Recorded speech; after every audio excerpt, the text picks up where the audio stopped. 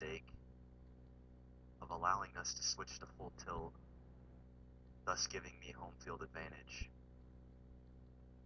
for our rematch. He's going to fully regret this decision. So I check raise on the left with some backdoor goodies and overcard. Kyle folds.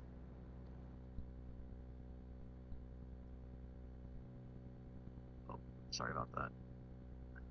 I was trying to get my HUD started.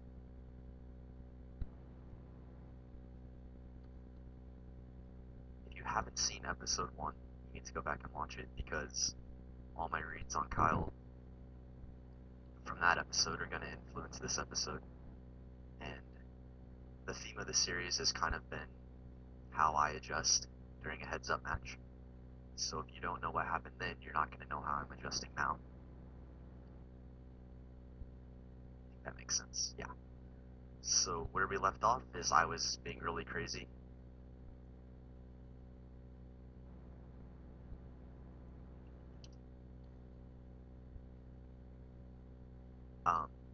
Sorry, I was being really crazy.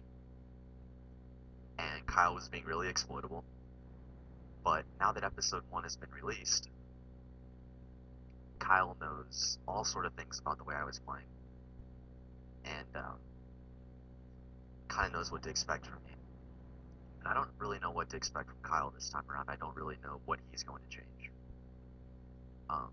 Here on the left, check back the nut flush draw ace high for deception.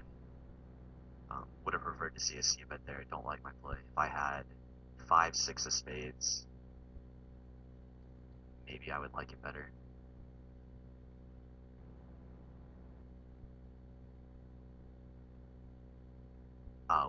With the nut flush draw, I mean, I just don't mind getting check raised. I can happily call. I can even 3-bet if I wanted to. Now Kyle bets twice, so what kind of air does Kyle have by this point? 2 missed flush draws, couple missed straight draws. He's repping 9-10, Queen X, Jack X. Okay, I'm gonna be a hero. Fail, okay. I think it's a reasonable spot to look up with 2 missed flush draws and the missed straight draws. I don't mind my play there. Right, I have a double gutter. I'm gonna go ahead and raise.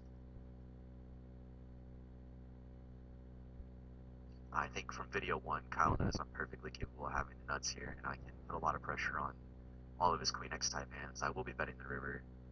I'll be betting any river. My plan is to bet twice and try to get him to fold.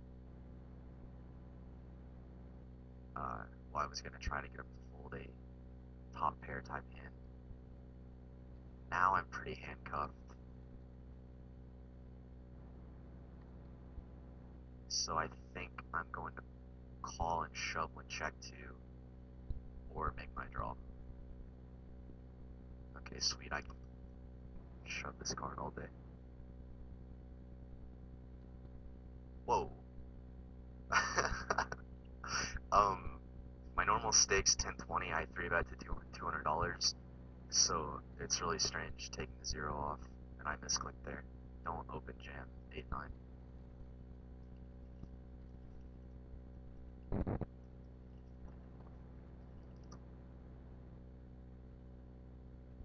Okay, on the left I'm going to continuation bet my mid pair because I don't expect to be check raised. And I think you can call with ace high or worse.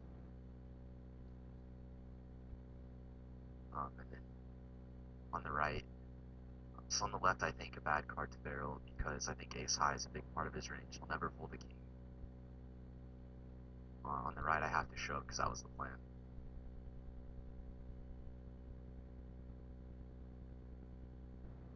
Pretty sure Kyle has to fold all non-straight non-flushes, so I like my play. If he looks me up with 2 pair, I'll be really surprised because there's just not that much air I can have anymore.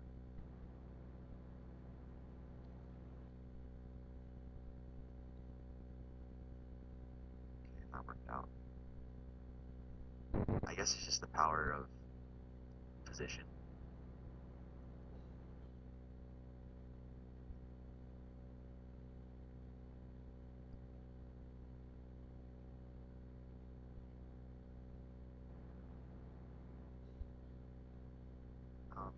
the left, I have a lot of backdoors and again, a spot where I kind of expect him to peel with worse. I don't expect to ever get check raise, so I don't mind c-betting. It's a spot where if I check behind, he probably always assumes I have showdown value. As far as the metagame, I'm not quite sure where we're at, so I'm going to have to kind of be trying to figure that out as we go along. I think I'm at a bit of a disadvantage because Kyle watched me explain how I was playing him for a full hour, so I think he should be fairly intuitive of my thought processes, and I'm gonna have to change things up. Jack 5, I wouldn't mind a check behind. I hate getting check raised here off the best hand a lot. Can't really continue though, so it's just not a good spot. Yeah, I don't like my play there. I think it's fine to bet your mid pair some of the time, but still checking back a majority would be preferred. Do I accomplish anything if I lead on the right table? Not really. He might c-bet too much. He might bluff aces and queens. I probably have the best hand. I think check calling is standard best play here. I kind of like leading the jack. Do I expect Kyle to bluff here? Normally I wouldn't, but in the spirit of the match, I kind of do expect him to bluff here, due to what happened last time where he was putting no pressure on me whatsoever. It looks like he's not going to.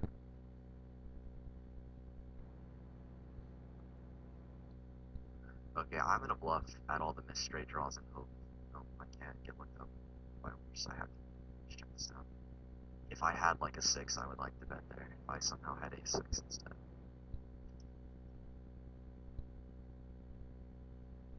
Okay, I am gonna look Kyle up on the right, not to be a station, but because he's repping like King X and the equivalent of that. And I remember specifically telling him last time that he was not barreling me, he wasn't bluffing me enough. And I'm gonna look him up and see if he's changing things or not. Wow, so Kyle made a really nice play there with a very thin value bet on the end. Read my hand for exactly what it was and definitely leveled me there. So nice job, Kyle. I like that a lot.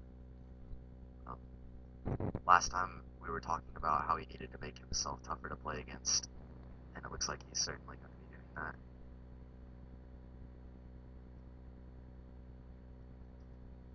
Whoa, God, I'm so used to typing big numbers. I think I'm going to open shove a stack off before this video ends. I'm going to introduce the 4-betting dynamic when I have an ace blocker. He's 3-betting a lot as usual, and I just want it to be part of my game. I think having a balanced 4-betting range is one of the most important parts of an aggressive MSNL match, whether it's cutoff button and 6 max, or whether it's a heads-up play like this, a heads-up match like this. You have to have your balanced 4-betting range. Otherwise, 3-betting you, especially positional 3-bets in a 6 max setting, are going to be way too powerful against you if you don't have a balanced 4-betting range. And it kind of applies. You can really get run over in a heads-up match too if you don't have your 4-betting range intact.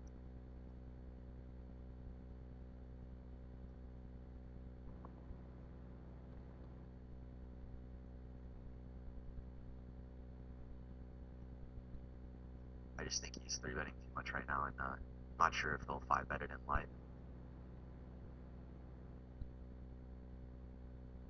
Doesn't seem like he's going to. If this continues on, I will be willing to switch to a min-raise.